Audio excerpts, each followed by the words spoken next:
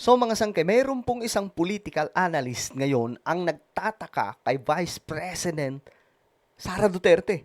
May napapansin po kasi siya mga sangkay sa ating Vice Presidente.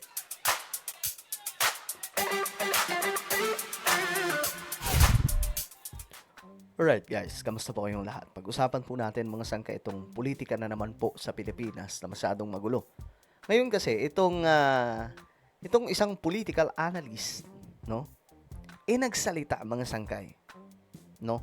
Patungkol po dito sa galaw ng ating Vice Presidente. Anyway, bago tayo magtuloy-tuloy, sa mga hindi pa po dyan nakakapag-subscribe guys, makikita nyo po yung subscribe button sa baba ng video na to. I-click nyo lamang po yung subscribe, i-click ang bell, at i-click nyo po yung all.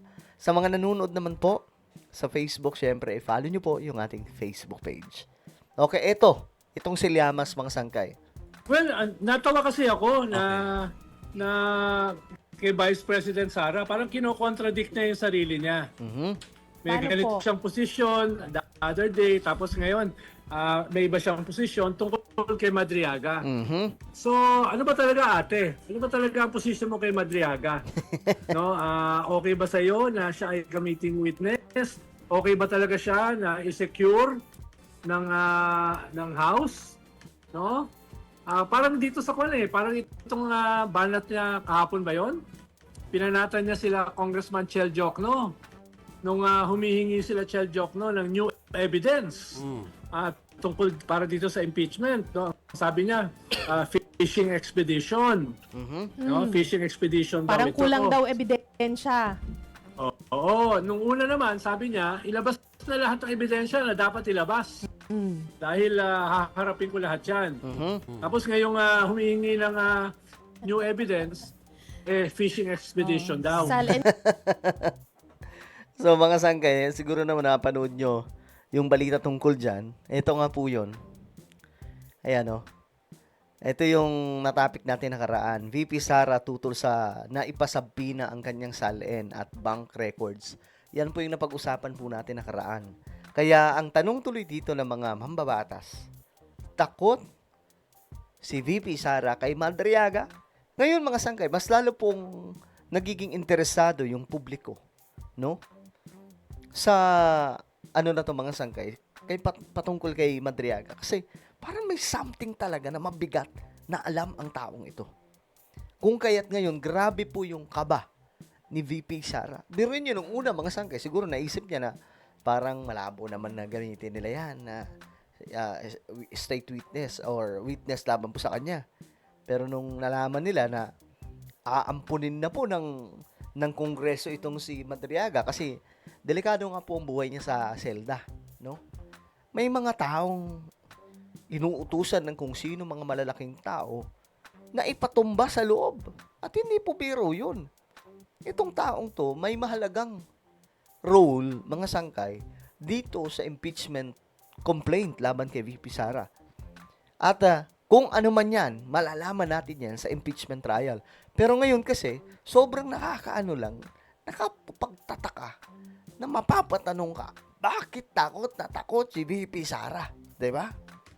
and So, saka baka- bank records. Yes, dahil mukhang kinakabahan siya dito sa bank records. Of course, kinakabahan siya kay Madriaga.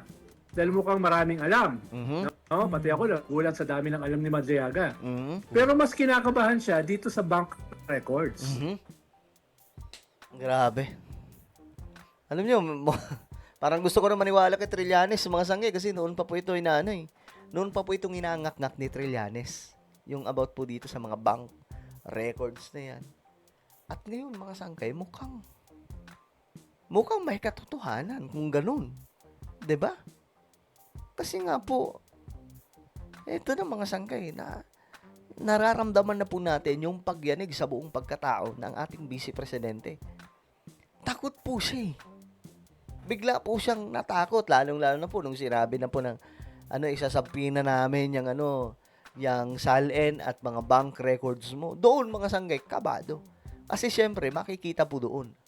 Lahat, saan ginamit yung confidential funds, tapos mga sangkay, makikita po doon kung gaano ka talaga kayaman, totoo ba yung diniklara sa SALN niya, or baka naman Hindi totoo yun at mayroon talagang mas malalim pang yaman ito. Pambira. Dahil pwedeng gawin ito ng ombudsman in the service of the SALN issue. Paano para malaman yung SALN niya kung totoo talaga, dapat pabuksan ng ombudsman sa AMLA yung kanyang mga bank accounts. Ayun lang. Itong mga bank accounts na matagal nang sinasabi ni Trillanes at ni former Deputy Ombudsman Carandang. Yan yung sinasabi ko mga sangkay. Kasi dati, pinagtatawanan lang po natin yan sa Trillanes. Tawag pa nga natin dyan si Boy Canin, di ba?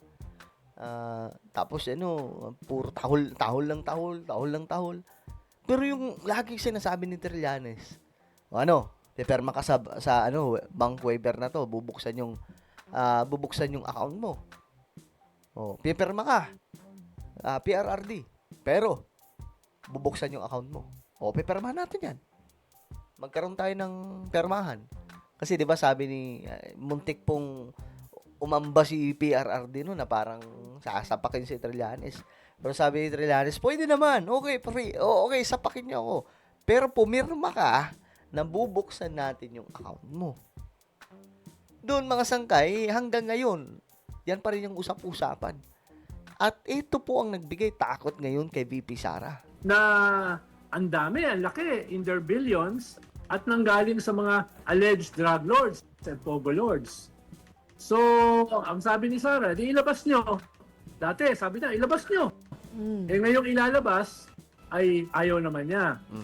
So, dito siya kinakabahan. Yeah. Dahil pwedeng maging game changer ito, Yeah. Kung totoo yung sinasabi ni Trillanes, ni Deputy Ombudsman Carandang, na itong mga hundreds of millions, even billions na pumasok sa bank accounts ni Sara at ng kanyang asawa, si Mads Carpio, ay totoo na galing sa mga drug lords. Pero kahit hindi galing sa drug lords, wala sa salin mo Ang salin ni Sara is 85 million Correct. No, mukhang malayo dun sa alleged na laman ng kanyang bangko. So talagang kakabahan siya. Yeah. Lalo na 54 ang bumoto na congressman sa Justice Committee na yung articles of impeachment are sufficient in form and substance. 54, isa lang ang hindi. Si Suntay. Congressman Bong Suntay. Imagination. Si Congressman Imagination. Imagination, si Congressman Suntay. Okay, so yan po mga sangkay, yung kumbaga nagpapagaba ngayon sa ating Vice Presidente. Kung totoo yun, yari siya dyan.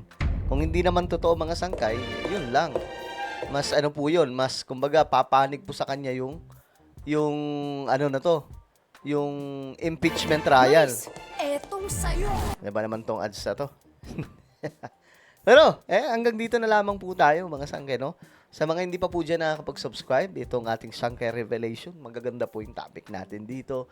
Hanapin nyo po ito ngayon sa YouTube. Kapag nakita nyo na, i-click nyo po yung subscribe. I-click ang bell at i-click nyo po yung all. Dahil dito, mga sangkay, magaganda po yung topic natin, no?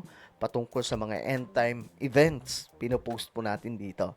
Alright, so ano po ang inyong opinion? Comment down below. Kung ano po ay magpapaalam, mag-iingat pong lahat. God bless everyone.